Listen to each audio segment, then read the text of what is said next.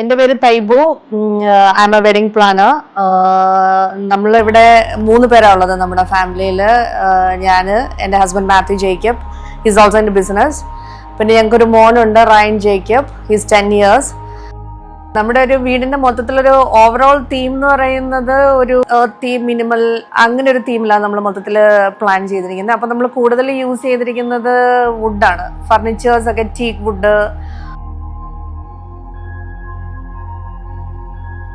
പിന്നെ നമ്മൾ കൂടുതൽ യൂസ് ചെയ്തിരിക്കുന്ന മെറ്റീരിയൽസ് എന്ന് പറയുന്നത് നമ്മൾ രത്തൻ യൂസ് ചെയ്തിട്ടുണ്ട്, സീഗ്രാസ് യൂസ് ചെയ്തിട്ടുണ്ട്, ജൂട്ട് യൂസ് ചെയ്തിട്ടുണ്ട്. ഈവൻ ഫാബ്രിക്കിലാണെങ്കിലും ലിനൻസ്, കർട്ടൻസ് ഒക്കെ ആണെങ്കിലും നമ്മൾ ലിനൻ, ജൂട്ട്, അങ്ങനത്തെ ഒരു കോമ്പിനേഷനാണ് കൂടുതൽ യൂസ് ചെയ്തിരിക്കുന്നത്. അപ്പം മോർ ഓഫ് ഒരു എർത്തി കളേഴ്സും പ്രോഡക്ട്സാണ് നമ്മൾ യൂസ് ചെയ്തേക്കുന്നത്.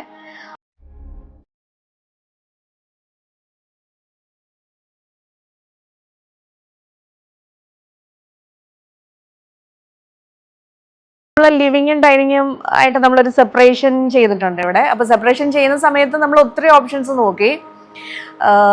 അപ്പോൾ എഗെയിൻ നമുക്ക് നമ്മളുടെ എർത്തി എന്നുള്ളൊരു കോൺസെപ്റ്റ് കിടക്കുന്നത് കൊണ്ട് നമ്മൾ എന്ത് മെറ്റീരിയൽ ചെയ്യും, അങ്ങനെ ഭയങ്കര കൺഫ്യൂസ്ഡ് ആയിരുന്നു. പിന്നെ സെപ്പറേഷൻ ആകുമ്പോൾ നമുക്ക് ക്ലീൻ ചെയ്യാൻ പറ്റണം, പിന്നെ ലാസ്റ്റ് ചെയ്യണം.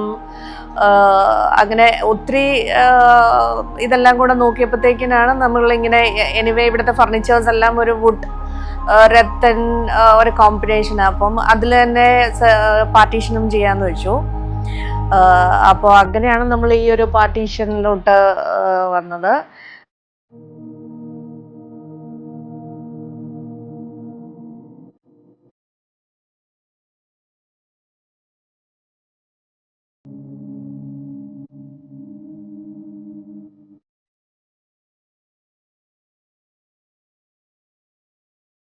നമ്മളിപ്പോൾ ഇവിടെ നോക്കിക്കഴിഞ്ഞാൽ ഇപ്പം ചെറിയ ചെറിയ സെറാമിക് പീസസ് ആണെങ്കിലും ഡെക്കോർ പീസസ് ആണെങ്കിലും ഈവൻ പ്ലാന്റേഴ്സ് ആണെങ്കിലും എല്ലാം ഒരു നാച്ചുറൽ മെറ്റീരിയൽസ് യൂസ് ചെയ്തേക്കുന്നത്. ഈവൻ കളേഴ്സ് ആണെങ്കിലും നമ്മൾ എർത്തി ഷെയ്ഡ്സ് മാത്രമേ ഉള്ളൂ. അപ്പം ഈ ഒരു ഏരിയ എന്താ പറയുക, ലിവിങ് ഡൈനിങ് ഏരിയ നമ്മൾ കയറി വരുമ്പോൾ ആദ്യം കാണുന്ന ഏരിയ ആണല്ലോ. അത് ഭയങ്കര ന്യൂട്രലായിട്ട് മതി എന്നുള്ള ഒരു ഇത് നമ്മൾ ഓൾറെഡി പ്ലാൻഡ് ആയിരുന്നു.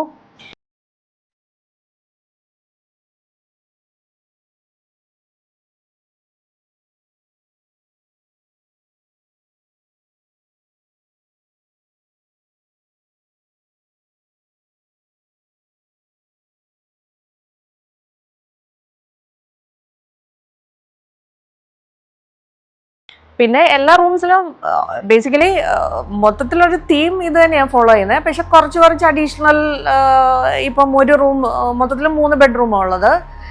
അപ്പം ഗസ്റ്റ് ബെഡ്റൂം എടുക്കുക എന്നുണ്ടെങ്കിൽ അവിടെ നമ്മൾ കുറച്ചും കൂടെ ഒന്ന് അതിനെ ഒരു ഇന്ത്യൻ ഒരു കുറച്ച് എലമെന്റ്സ് അതിൽ കയറ്റിയിട്ടുണ്ട്. ലൈക്ക് ഇപ്പം വാൾപേപ്പേഴ്സ് ആണെങ്കിലും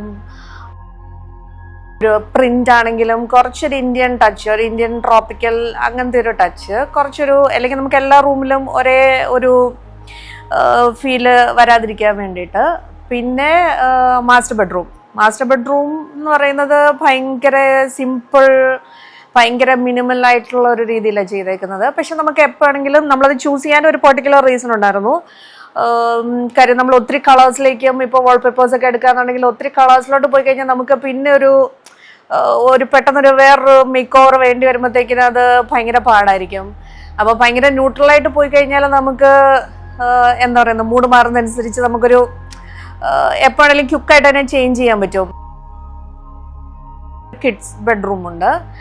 അവിടെ മാത്രം നമ്മളൊരു ചേഞ്ചിന്, പിള്ളേരാകുമ്പോഴത്തേക്കിനും കുട്ടികളാകുമ്പോഴത്തേക്കിനും അവർക്ക് ഭയങ്കര ന്യൂട്രൽ ഷെയ്ഡ്സിലോട്ട് പോയി കഴിഞ്ഞാൽ അവർക്കതൊരു ഫീൽ ഉണ്ടാവില്ല. അപ്പോൾ അവിടെ മാത്രം നമ്മൾ കുറച്ചൊരു ബ്ലൂ ഷെയ്ഡ് കൊടുത്തു. ബിക്കോസ് മോന് 10 years ആയി. പിന്നെ കിച്ചണിന്റെ കാര്യം പറയാന്നുണ്ടെങ്കിൽ നമുക്ക് വീട് പോലെ അത്ര വലിയ കിച്ചണൊന്നും അല്ലല്ലോ ഫ്ലാറ്റിൽ കിട്ടുന്നത്. അപ്പോൾ കിച്ചൺ കണ്ടപ്പോൾ തന്നെ ഞാൻ നമ്മുടെ ഡിസൈനറിന്റെ അടുത്ത് പറഞ്ഞായിരുന്നു, ചെറിയ കിച്ചണാ പക്ഷെ കണ്ടു കഴിഞ്ഞാൽ ഭയങ്കര വലുതായിട്ട് തോന്നിക്കുന്ന രീതിയിൽ ഇതിനെ മാറ്റണം എന്ന് പറഞ്ഞായിരുന്നു.